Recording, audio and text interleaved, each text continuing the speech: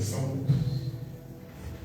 Salmo 123, ele é pequenino, não vou prolongar. Aqui só tem uma lição, né? Não, na verdade tem aqui dentro. É. Ok. O Salmo 123, irmãos. Um salmo que Davi escreveu. E esse salmo faz parte do conjunto do Cântico dos Legais. Eram aqueles salmos que, quando eles estavam indo para Jerusalém, em meio àqueles grupos, e eles iam cantando esses salmos. E esse salmo não se define muito bem em que momento da vida de Davi que ele escreveu esse salmo, mas pelo seu teor, pelo seu conteúdo, dificilmente Davi já estava no trono quando ele escreveu esse salmo. E aqui eu quero analisar com os irmãos esses 4 versículos. Primeiro, é a maneira como Davi se refere aos céus. Ele diz: a ti levanto os meus olhos, ó tu que habitas os céus. Davi ele faz uma distinção entre o que é divino e o que é humano. Davi ele distingue entre o Criador e a criatura. Queridos, por mais que nós possamos esperar pelas pessoas, criando expectativas, em muitas e muitas situações somos frustrados. Por que nos frustramos? Porque o ser humano é falível. O ser humano, ele é tomado por inúmeras debilidades. Como estava a falar anteriormente, nós temos hoje toda um decréscimo da vida da sociedade.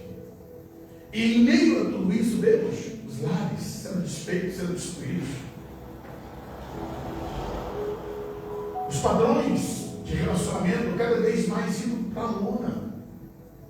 Eu, como pastor, quando estou ali diante dos noivos, e eles vão fazer as juras de amor, eu vou dizer: eu prometo ser fiel, cuidar, amar, até que a morte nos separe.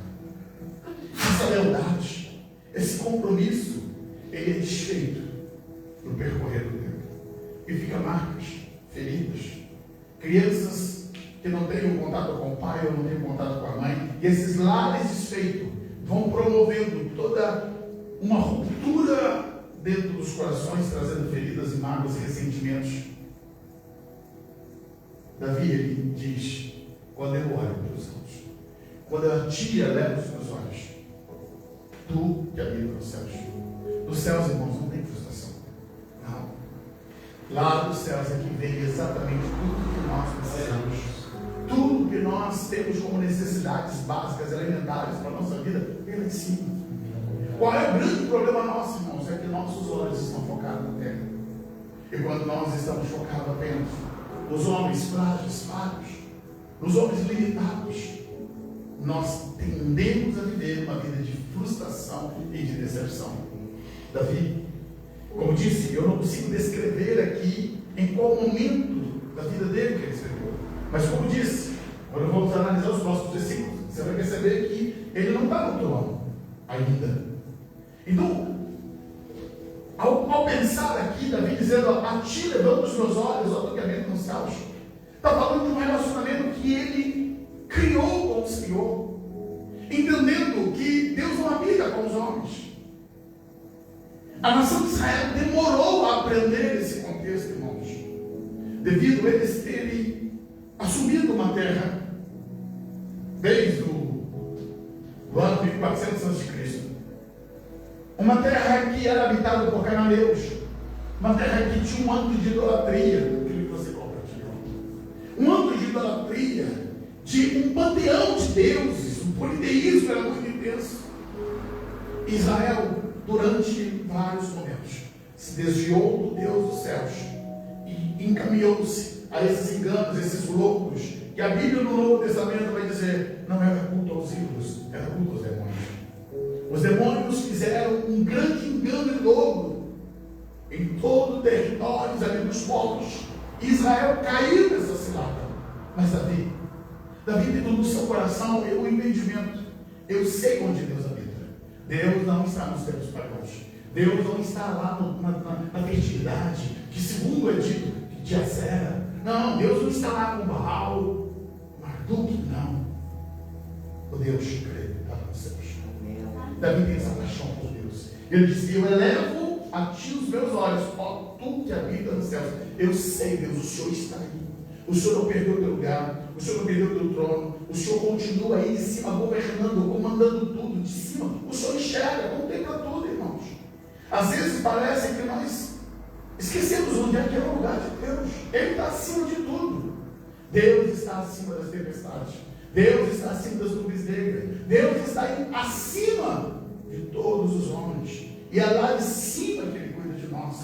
Então precisamos, irmãos, olhar para cima, olhar para o céu, olhar e entender: o nosso Deus habita nas alturas. Glória a Deus. Agora o salmista ele diz que os olhos dele, que ele levanta para os altos, aí no verso 2 ele diz, ele faz aqui duas comparações. Como é que os olhos deles são fitos em Deus? Ele diz: olha, assim como os olhos do servo atentam para as mãos dos seus senhores, e assim como os olhos da serva para as mãos da sua senhora, assim os nossos olhos atentam para o Senhor nosso Deus, até que Ele quer de nós. É muito interessante, irmãos, pensar nesse tipo de relação que Davi está estabelecendo. Davi está dizendo: Deus, o Senhor é o Senhor, nós somos servos.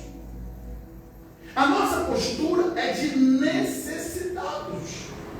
É muito contraditório. Nós vemos um evangelho hoje onde se é ensinado que você é filho do rei, que você é príncipe, você é a princesa, e você vai determinar, porque o Deus do universo, dono do ouro, da prata, te deu o poder. Não, queridos, somos servos e servos. E Davi diz: olha, quando eu olho para ti, quando meus olhos fitos em ti, é como aquele servo que olha para as mãos do seu Senhor, esperando que Ele tenha piedade. Ele é indigno. O que o servo ele tem para receber do seu Senhor? Nada. Ele não é digno, ele não tem nada para oferecer. O seu Senhor não deve nada para ele. Mas ele fica a olhar para as suas mãos. Quem sabe vem uma benevolência. Quem sabe vem uma piedade. E tudo, como diz os portugueses, como uma prenda, é bem-vinda por parte do céu. E ele se alegra com qualquer prenda. Qualquer dádiva que chegue, o céu já está feliz. Eu não merecia nada disso. E Davi está dizendo: Senhor, assim como os olhos do céu atentam para a mão dos seus senhores, e os olhos da serva estão atentando para a mão do seu Senhor, assim os nossos olhos atentam para o Senhor nosso Deus, até que venha a piedade de ti. A piedade nos alcance. Por isso que eu te perguntei, mas na versão, na linguagem de hoje, ela diz assim: assim como os escravos, eles olham para os seus senhores, assim como as escravas olham para as suas senhoras, assim, Senhor, os nossos olhos estão fitos e olhando para ti, esperando a tua compaixão. Queridos, é essa expectativa que nós temos que cumprir. Eu e você, nós que estamos, quem nos assiste através das redes sociais, nós não somos merecedores de absolutamente nada. A nossa condição era de miseráveis perdidos. Nós éramos filhos da ira. Nós estamos debaixo da condenação. Mas a graça de Deus, a graça do Senhor nos alcançou com tal intensidade, com tal poder, que Ele nos deu o direito de vida eterna. Alguém já disse lá atrás da seguinte forma: se nós servíssemos a Deus apenas pelo céu, já é o máximo dos máximos. Agora, aqui na terra, poder desfrutar do amor, da paz, da misericórdia, da intimidade com Deus, de ter a presença de Deus vivendo em nós, queridos, isso são dádivas que Deus nos concede, que nos dá, porque não tem preço. Por isso os nossos olhos precisam estar fitos em Deus, assim como os olhos dos servos para os seus senhores. Vou repetir aquilo que eu disse no início, devido à nossa má formação que nós estamos tendo dos lares, tudo isso também implica num mau relacionamento com Deus. Porque antigamente os filhos diziam: pai, o senhor me dá. Pai, quando o senhor puder, o senhor compra para mim. Era assim que funcionava. Hoje não. Pai, eu quero. O Senhor tem que me dar. O Senhor é meu Pai. E eu quero, eu não quero um celular, eu quero um iPhone 15. Eu quero o tênis da marca X. Eu quero a minha calça. Esse é a estrutura de lá. E isso é levado, às vezes, para o relacionamento com Deus. Aonde vai se chegar a Deus? Não. Eu não quero uma casa. Eu quero que seja uma mansão. Não, eu não quero um carrinho qualquer. Eu quero ostentar uma Ferrari. Tem que ser um Mustang. Tem que ser. Como assim, irmão? Davi, a grande lição que ele nos dá é essa. Senhor, os nossos olhos são fitos em Ti, como um escravo tem os olhos fitos na benevolência do seu Senhor. E ele, no final, diz: assim nossos olhos estão voltados para o Senhor, nosso Deus, até que Ele expresse sua misericórdia para conosco. Tudo que chega até nós é por causa da misericórdia de Deus. E o que é misericórdia? Misericórdia é um estado de benevolência para aquele que está em estado de miséria. Quando eu digo Deus tem misericórdia, eu estou dizendo: Senhor, eu sou miserável. Eu não tenho nada. Absolutamente nada. Veja 3. Aí Davi continua: piedade, Senhor. Tem compaixão de nós. Davi está clamando a Deus para que o Senhor, Ele olhe para ele. Senhor, tenha piedade de nós. Senhor, tenha misericórdia de nós. Porque estamos cansados de tanto desprezo. Por isso que eu disse, irmãos, que possivelmente Davi não estava no trono. Possivelmente, olhando para as palavras de Davi, nos faz entender que Davi ele está entre a unção e as fugas de Saul. Porque para pensar em Davi, o jovem pastorzinho que derrubou o gigante, que contou o testemunho que matou o leão e o urso, ele passou a viver como um fugitivo. Cabeça preta. Saul largava o trono para correr atrás de Davi, como se Davi fosse o inimigo número 1. O herói de Israel foi tratado como um criminoso procurado com a cabeça preta. Saul deixou de reinar durante muitos e muitos meses, porque matar Davi era o alvo principal do Senhor. E agora aqui, Davi vai recorrer a Deus dizendo: Senhor, tem piedade, tem compaixão de nós, porque estamos cansados de tanto desprezo. Quantas pessoas diziam: cadê o ungido? Ungido? Qualquer hora a tua cabeça rola. Qualquer hora ele te pega. É só uma questão de tempo. Você vai fugir até quando? E ele sentia esse asco das pessoas, esse desprezo e esse menosprezo que era feito a ele. E ele está clamando: Deus, tem piedade. Ele está dizendo: eu não vou perder isso para você. Eu sei que unge. Eu sei que ele falou para mim: não importa quantos olhos de desdenho venham sobre mim, sobre minha casa. Queridos, olhando para Davi, a gente aprende. Eu não posso embasar a minha vida naquilo que as outras pessoas avaliam sobre mim, sobre você. Você não pode determinar a sua vida pelo que as pessoas pensam sobre quem é você, sobre o que você está vivendo, sobre o que você está fazendo. Você tem que caminhar mediante o teu relacionamento com Deus, na fé daquilo que Deus vai fazer. Davi, ele conviveu com o desprezo. Ele diz nesse momento aqui: estamos cansados de tanto desprezo. Porque ele tinha desprezo interno e externo. Quando ele chega no meio dos filisteus, Davi, quando estava lá diante do rei de Gade, ele teve que pagar de doido. Fingir que era louco para não ser morto. Esse é o desespero de Davi. O desprezo com que ele viveu durante o longo período do tempo dele. Para terminar, verso 4. Estamos fartos de tanta zombaria dos soberbos e da humilhação dos arrogantes. Observe, isso é Davi dizendo. Eu queria terminar essa palavra dizendo: irmãos, hoje, você lê esse versículo aqui, você vai dizer: não, isso não é Davi que escreveu. Sabe por quê, irmãos? A vida são etapas. Davi passou por tudo isso, ao ponto dele clamar a Deus: e Deus, eu estou cansado disso, estou farto. Isso é insuportável. A zombaria e o fiel são folgados. É isso? Na corrigida fiel, diz a zombaria dos folgados. Senhor, estamos cansados de tanta zombaria dos folgados, daqueles que têm prazer de que ele desse suprimentos para os seus homens. Nabal disse: Davi? Quem é Davi? Quem é Davi? E Davi disse: Davi, eu protegi os pastores dele, eu protegi os rebanhos dele, e esse homem me trata com tanto desdenho. Davi sentiu isso na terra, irmãos.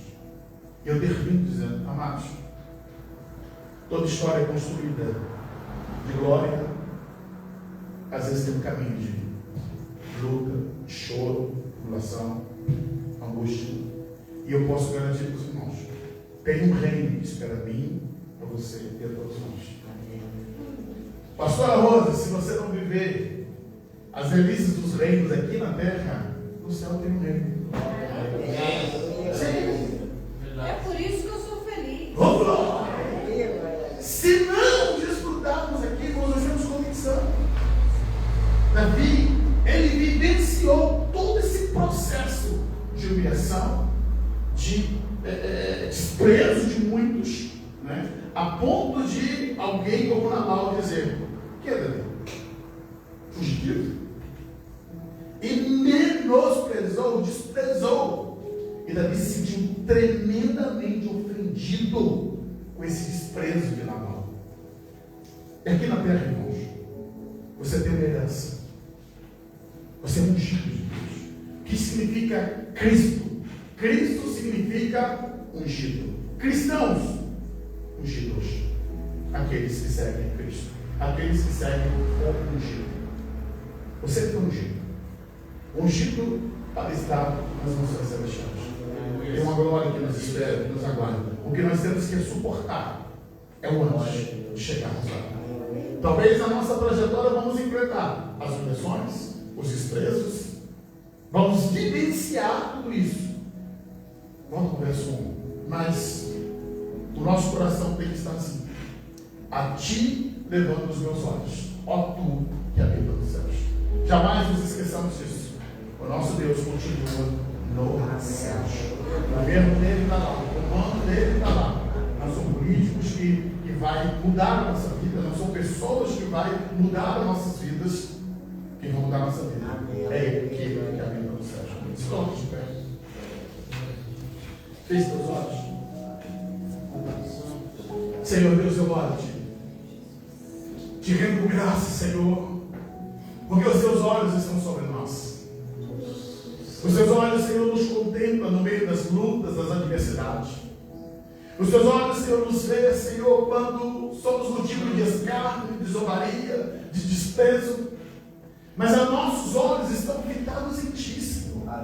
Os nossos olhos não estão fitados, Senhor, nos problemas, nas crises, nas dificuldades aqui na terra. Mas a que tenhamos que chorar, mas queremos permanecer firmes com nossos olhos fitos em Ti, sabendo que chegará o dia, Deus, que haveremos de adentrar os portais do Reino Eterno, e ouviremos o Senhor bradar e dizer: vinde benditos de meu Pai, por sustenta-nos na Tua presença. Guarda o Teu povo, guarda a Tua igreja, firma nossos pés sobre a rocha, que não venhamos tropeçar, fraquejar. Senhor, como a Tua palavra diz, fortaleça, Senhor, os joelhos trôpegos e vacilantes. Senhor, firma, Senhor, os nossos passos, Senhor. Não nos deixe, Senhor, desviar das Tuas veredas, ó Senhor. Aplane os nossos caminhos. Senhor, conduza-nos, ó Pai, na Tua vontade, no Teu querer. Assim, Deus, descansamos no Teu cuidado, descansamos, Senhor, naquilo que o Senhor vai fazer, e Te agradecemos por aquilo que o Senhor está fazendo. Em nome de Jesus, Senhor. Cuida, Senhor, das famílias da Tua igreja. Cuida, Senhor, de todos aqueles que estão em momentos de aflições. Mais uma vez, apresentamos, Senhor, o nosso irmão Joaquim, sua família, Senhor, aqueles que estão enfermos, aqueles que estão, Senhor, convivendo com as enfermidades. Libera, Deus, uma palavra, Senhor, de cura. Oramos, Deus, pela nossa irmã Adelaide. Senhor, libera uma palavra sobre ela. Oramos também, Senhor, pela vida do presbítero José. Senhor,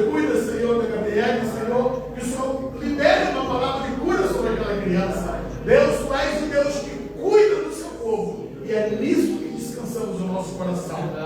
Despeça-nos, a Deus, debaixo da tua bênção. Leva-nos para os nossos lares guardados em ti, no nome do Senhor Jesus. Estenda as mãos assim. Que o grande e eterno amor de Deus, que a graça infinita do nosso Senhor e Salvador Jesus Cristo, e que as doces consolações do Espírito Santo permaneçam sobre a igreja do Senhor, deixa agora e para sempre. Todos digam comigo, amém. Amém. Deus nos abençoe, que ele foi em paz, para a bênção. E domingo, às 17 horas, estará aqui a igreja para cultuar e adorar ao Senhor, ao Senhor.